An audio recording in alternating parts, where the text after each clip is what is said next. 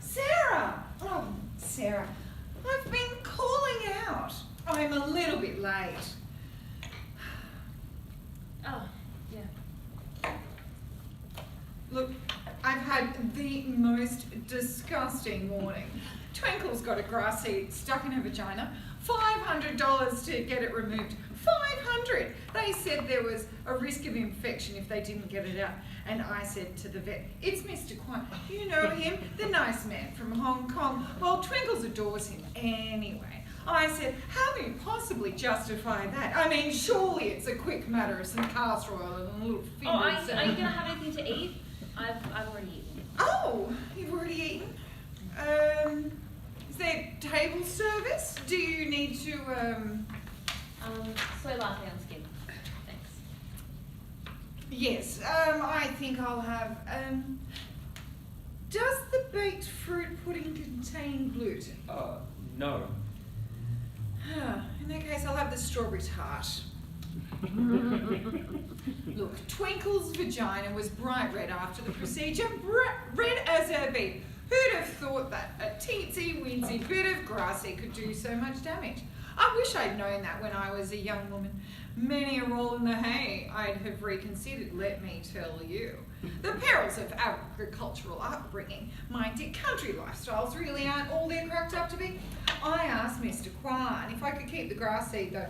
He was so obliging. Put it in a little bottle. Here, with a nice label. Let me show you. Here it is. Twinkles. Foreign object in vagina. Grass seed. Would you like to have a look, darling? Okay. Darling, are you okay? You look a bit peaky. No, I'm not okay. Why? What's wrong? You. Me? Yes, you. You're the problem. I'm sorry, I don't quite understand. Every time we catch up, the same thing happens.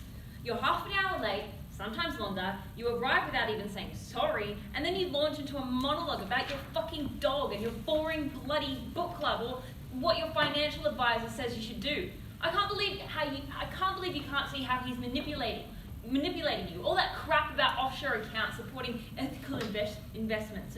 It's excruciating. Oh, Sarah. But you do. And because you are mummy's friend, I sit here and take it and take it and take it. But that stops today. I'm not your unpaid therapist. I don't want to hear about all the grisly details about the extraction of grass seed from Twinkle's vagina. I'm not interested in what Mr. Timothy Bloody Spanks has told you to do with your money. I'm not going to sit here any longer. I won't. Look, can't you see we're having a private conversation? Do go away. I mean, really, most inconsiderate. Look, Sarah, I've known you since you were 3 years old. Why didn't you ever say anything? I could never get a word in. But really, darling, are you sure you're just not having a bad day? I mean, I know I do talk rather a lot, but I really don't think I'm that bad. You hardly ask me anything about my life. It's always about you, about Twinkles and Neville, or what's happening in your clubs. Is Simon okay? Is everything okay with Simon? Simon? Yes, he's fine. Why? And your course is going okay? Why are you asking about Simon? I mean, I just thought perhaps that maybe you were just upset because there was some kind of problem with Simon. Simon? Yes, darling, I thought that maybe you were under an unusual amount of stress. It's not like you to be so aggressive. Aggressive? Yes, darling, I thought maybe you were under... Oh, yes, Sarah, you're usually just such a quiet-spoken person, so well-behaved. I remember you saying to your mother that... Leave my mother out of it. She wouldn't want to see you like this. Like what? Like this. I mean, all red-faced and blotchy, with this nasty look on your face, like a schnauzer about to bite. Most unattractive. A lady must always guard her temper. That's what I've always said. Nothing lines a face faster than a scowl. Now, dearest, chin up. How about we get a nice soothing cup of tea? Oh, I can't believe it. What? Why not? Oh, I thought I was doing rather well, especially after you insulted me. You honestly think that I'm the one with the problem? Unbelievable. Look, don't go. Why not? Because it's the 23rd of November. Sorry? It's 2 days before your 25th birthday. Well, happy freaking birthday to me. Do you still want your cake? No. Your birthday is Saturday, the 25th of November. You were born in 1991. So when your mother died, she made a promise. She made me make a promise. I'll always remember it. It was towards the end. You know, you were little. I don't think you would have minded so much. You'd been in pain for so long and you were so small, just starting to talk with your hair in bunches. Oh, and your mother was lying there in the bed, and the sheets were the same colour as her face, and I'll always remember that her toes had gone blue as cornflowers, and the shadows under her eyes looked all black. Why are you telling me this? Because I made a promise. What promise? I said that I'd always watch over you, and when you were old enough to become your own person, that I would give you something. Ah. It's quite special. Won't you sit down and tell me about it? Okay. I think I'll have cake now. Miranda, for God's sake! Look, I'm sorry. I've just carried this for so long. It's harder than I thought. Yes? I would like my cake now, please. The chief... the chef says that we're out of strawberry tarts. And that would it be okay to have lemon instead? Oh, it's really very nice. He says it's organic and there's a cream custard inside. It tastes a bit like lemons. Oh, and he says the lemons are organic too. So it's an organic lemon custard tart inside an organic pastry shelf. And Yes, that'll do nicely. Okay. So, I made a promise to your mother, and when you promise a dying woman something, while her little girl is asleep in the next room, you remember it. She died at home. Did you know that? Refused to stay in the hospice. Said that she didn't want her last night to be in their revolting duck vomit blue walls. She always had a keen sense of colour, Madeline did. Even when we were kids. I expect it's where you get your artistic talent from.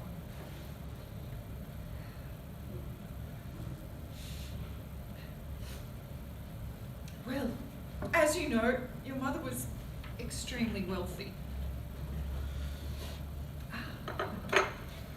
Yes, lent eyes. And I see what they mean about the zesty. It's quite divine. Oh, I was going to the water afterward, and Pardon? I said I spoke to Longbottom, the lawyer, afterwards, and he said it was hard, quite difficult what she wanted to do, but not impossible. Miranda, what are you talking about? I had to wait, you see. You weren't old enough. Old enough for what? For this. No, hang on, that's the wrong thing, no. Here it is. This. Well, aren't you going to open it? It's for me. Yes. And a letter from my mother. Yes. And you've kept it all these years without telling me. Yes, dear, I said I must. Now, come on, open it. I can't read this. Do you know what it says? Not exactly, but I have a fair idea. She didn't tell you. No, not exactly. Would you like me to read it to you? Yes, please.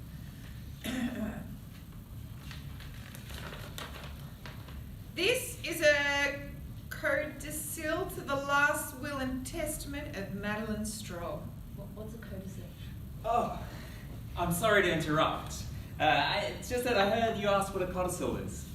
Yes. Oh, it's like an attachment to the original will, an add-on. It alters, enlarges, or restricts the original will. Oh, thank you. So it's an addition to a qualification of an existing will. Yes, I think you've made your point. I'll have a cup of tea with milk, English breakfast, please. Well, you see, I'm studying law and not... Almond milk chop chop! So, it's like an attachment to your mother's will, dear, an add-on. This document has been witnessed by Mr. Harry Longbottom, Esquire, at his offices, 34 Clyde Street, Hamilton South, 15th of September 1994. Shall I go on? Yes. Right, this is exciting, isn't it? Razor. Sorry. This document sets out the conditions under which my daughter, Sarah Jane Strong, will inherit the portion of my estate that remains after blah blah blah blah blah. Here we are. This is the bit you want. Okay. It's all gone. What's gone? Your mother's money. Sorry? The trust fund. You know, the money that was put aside to look after your needs. It's one of the reasons I've insisted on these regular copies. Just wanted to make sure that you didn't want for anything, that the money was being well spent. I was a bit worried about Simon at one stage. Simon? Well, yes. I mean, he seemed a bit... Yes. Well, a bit... Yes. Never mind. Look, when she died, Madeline set up a trust fund that doled out a certain amount of money each month until you were 25. So she can grow up and get a good education and find herself, she said. Find myself. Yes, she wanted to make sure that you'd want for nothing. Get a good start. What the fuck are you talking about? Well, you're not going to like this. But when you're 25, the money stops. Madeline knew that she'd never lived to see you grow up, but she wanted you to get to be strong enough to handle life. She'd seen too many people who grew up with heaps of money and didn't know what to do with themselves when fortune turned around and bit them on the bum. Let me get this straight. My mother left me money, Yes, dear? and now she's taking it all away. Yes, I'm afraid so. When I turn 25, there's no more money. Yes. We had the estate valued a few months ago, and it was in the region of 6 million. And you've known about this all these years. Yes, but All the excruciating times we've had coffee together, with Sarah. where I've had to sit here and listen to you crap on about Twinkles and your financial fucking advisor. Look, I know you're upset, but there's no need to talk about dearest Twinkles But like how am I that. supposed to pay my electricity bill? What about art school? What about my phone? It's got a cracked screen, and I was gonna replace it. I'm supposed to be going to Thailand at Christmas. How am I gonna afford that? Look, calm yourself, my dear. You don't need to worry about your electricity bill much longer. Why not? Well, there won't be a house. What? It's being sold. Oh, and the car, the holiday home, and most of the chattels. What? You don't get to keep. You get to keep the essentials, of course, but anything that's from your mother's estate is going. What? Darling, look, I'm sorry. I know it's a shock, but it is quite a simple situation. Today there is money for all your needs, but when you turn 25, there is none. You will need to make money on your own way in the world. It's what your mother wanted. And you knew. All the times we've had coffee together and you never said a word. No, darling, I didn't. But there must be some kind of mistake. I'm sure we can sort it out. Perhaps if I just talk to the lawyer, we can... I have to go home. I want to check on Twinkles, make sure she's... What about me? Oh, old Longbottom will write to you, I'm sure. I'll expect you'll find a letter waiting for you when you get home in 2 days, the date of your 25th birthday. There'll be no more money. Yoo-hoo! Look, I'm a trustee. Did you know that? No. Oh, well, yes. Old Longbottom is the other one. But you can't leave. Why? Because we're... friends? Oh, my dear, I've done my duty. I've kept an eye on you like I promised your mother would, but that's all over now. I am sorry, I really am, but your mother was quite right. Spare the rod and spoil the child, that's what she always said. Now, that's for you. If you want things in life, the things that you say you want, you'd better get hungry for them now, my dear, because nobody's going to hand them to you. Ta-ta, darling.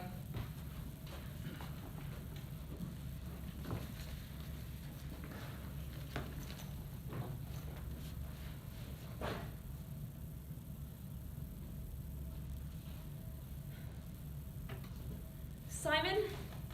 It's me. Please call. I've just had, the most terrible news.